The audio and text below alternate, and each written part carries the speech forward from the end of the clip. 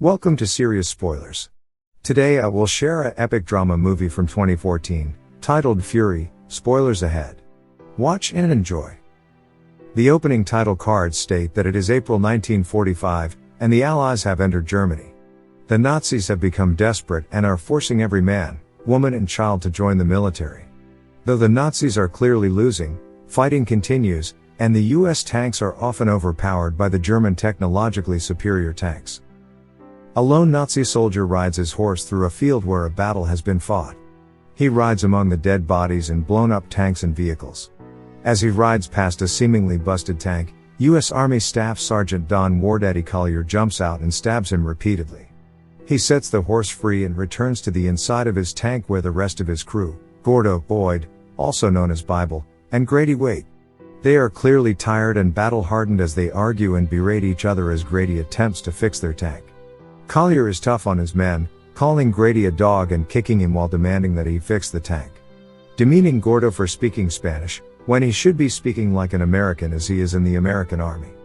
Bible tells the crew that God was watching over them, and God hasn't called them home yet, much to the annoyance of the rest of the crew. Grady finally fixes the tank and they drive back to base.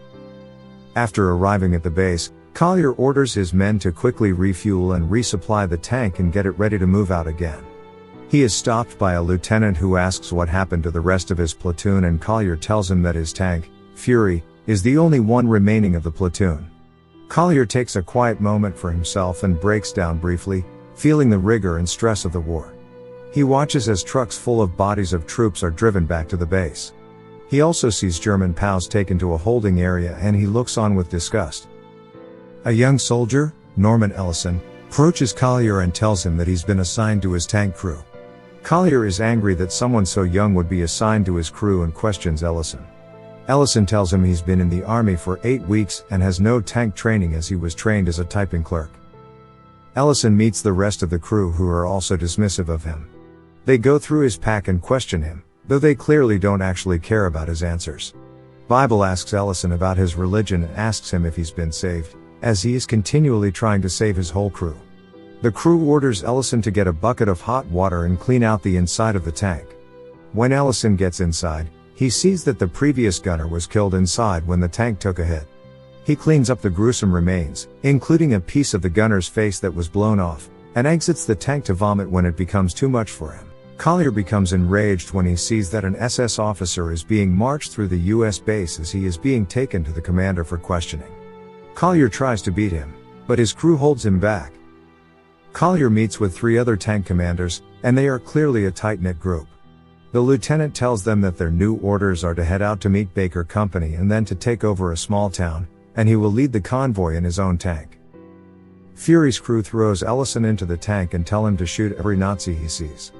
Gordo, the driver, tells Ellison to shoot in small bursts to maximize the number of kills.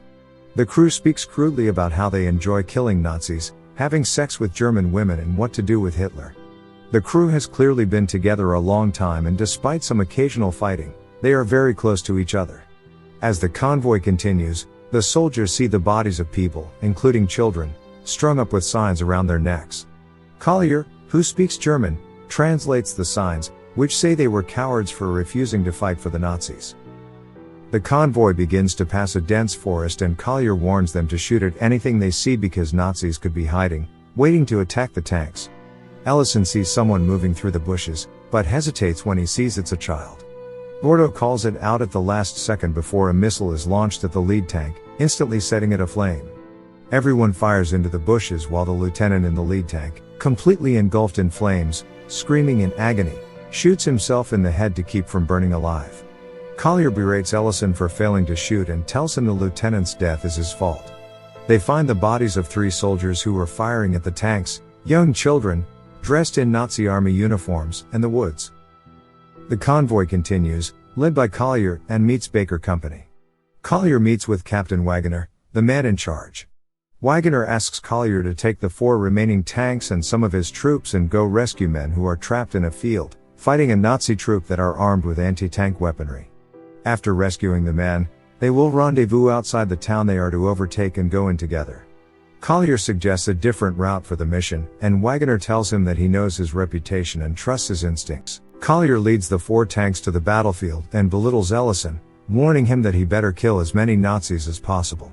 The tanks reach the field where the US Army troops are hunkered down. The tanks turn into the field, approaching a tree line where the Nazis are based.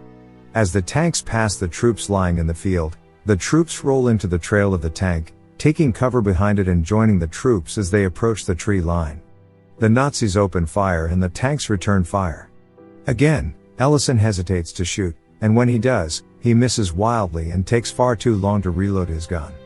The rest of the crew is a well-oiled machine, loading and reloading the missiles over and over again.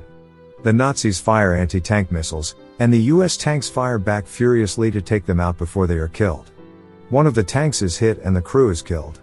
The troops run out from behind the tanks to enter the fight, and soon, the battle is over with all the Nazis killed. However, the troops find one Nazi soldier in the woods and bring him to the center of a circle of soldiers. They all laugh as they shove him around and taunt him. The Solider begs for mercy, showing pictures of his wife and children to Collier. Collier orders him to his knees and drags Ellison out of the tank. He gives Ellison a handgun and orders him to kill the Nazi.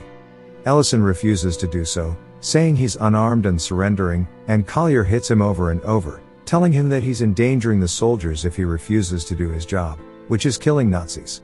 Collier tells him that the Nazi's job is to kill him, and it's his job to kill the Nazi, so he has to choose whether he will kill or be killed. Ellison sobs and tells Collier to kill him as he can't bear the war. Collier takes Ellison in a chokehold and puts the gun in Ellison's hand, putting his finger on the trigger, and then puts his own finger on top of Ellison's finger on the trigger. He keeps trying to get Ellison to do it himself, and then finally Collier pulls the trigger over Ellison's hand. The other men stand around and cheer.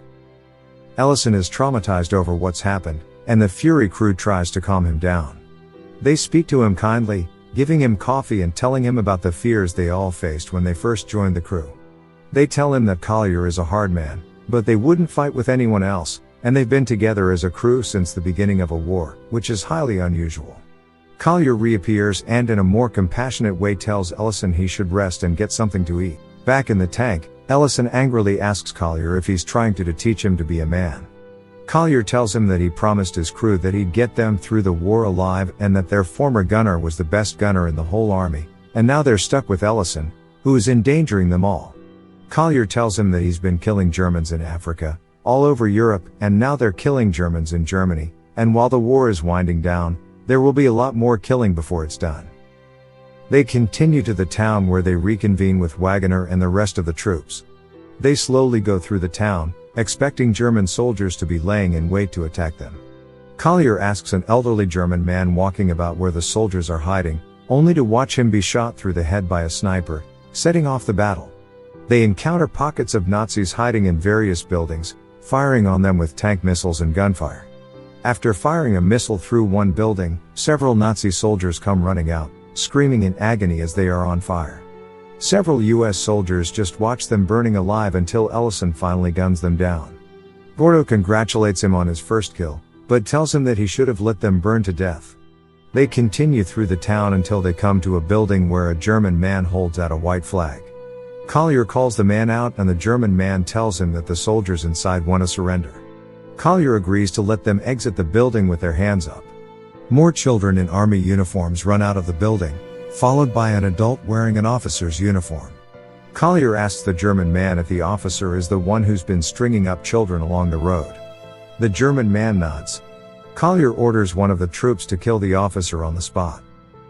As the troops celebrate taking over the town, they pilfer jewelry, alcohol and other items from the town. They carouse in the streets, and Gordo drunkenly escorts a German woman to the tank while Grady stands by, waiting for his turn. Collier asks Ellison how he feels with his first kill under his belt, and Ellison tells him he surprisingly enjoyed killing the Nazis. They see a woman peer through a curtain in a building, and Collier takes Ellison with him to investigate. Collier forces his way into the apartment and asks the woman if she's hiding soldiers, and she nervously tells him that he's not. He searches the apartment, before finding a beautiful, young woman, the woman's niece, hiding under the bed. They are both trembling with fear. Collier tells Ellison to lock the door and tells the women to sit down. He speaks to them calmly in German. He tells the older woman, Irma, to bring him hot water. He gives the younger woman, Emma, 2 packs of cigarettes as a gift. He also gives her 6 eggs, to prepare for them to eat. Irma and Emma calm down as it seems that Collier and Ellison are not there to hurt them, and they prepare lunch for the men. Ellison sits at their piano and demonstrates that he is a skilled player. Emma is charmed by his playing and sings along to it, while Collier washes his face and shaves in the basin of hot water Irma has prepared. Emma and Ellison see that Collier's back is covered in gruesome scars. Collier catches them looking at his back, and he tells Ellison that Emma is a nice, clean girl and he better take her into the bedroom, or he will. Emma takes Ellison by the hand and leads him into the bedroom.